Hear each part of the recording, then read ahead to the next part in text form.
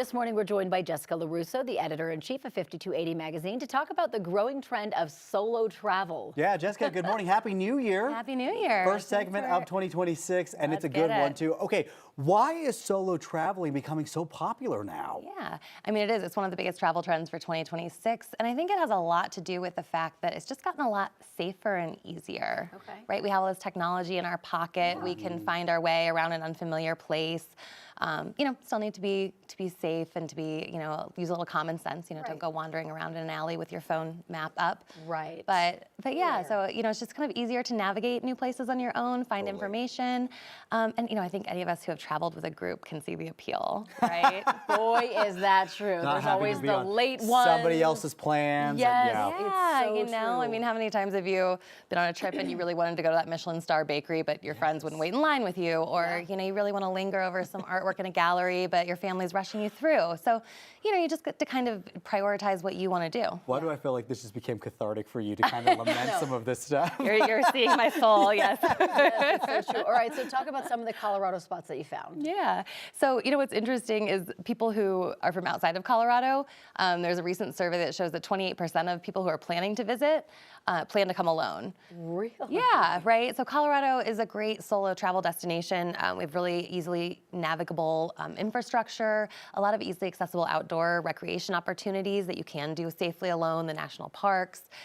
So yeah, we're lucky that we don't really have to leave the state if we don't want to.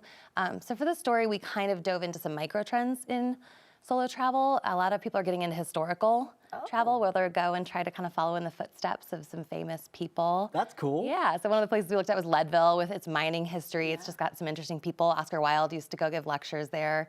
You can kind of go to the saloon that he used to sit at afterwards, so that's a good spot. If you're into art, I mean, we talked about galleries a minute ago, Aspen. Yeah, of course. It's an amazing destination to just go and kind of spend time in galleries.